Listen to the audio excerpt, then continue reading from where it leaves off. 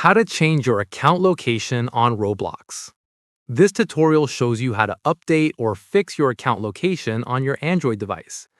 First, open the Roblox app on your Android device.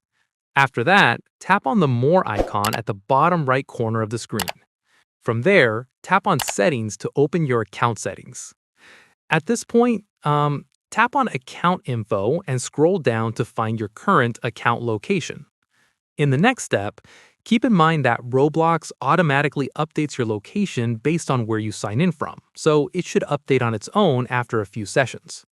Following this, if your location changed unexpectedly, it may be because you logged in using a VPN or someone else accessed your account from a different location. Once done, if that's the case, make sure your email and phone number are still correct and change your password immediately to secure your account. Finally, if your location still doesn't update automatically, contact Roblox support directly through their website. Select Account Location as your issue type, describe your situation in the message box, and submit. You should receive a response within a few days. And that's it. If this Roblox guide helped you fix your account location, give it a like, subscribe for more Roblox tutorials, and tap the bell icon for updates. See you in the next one.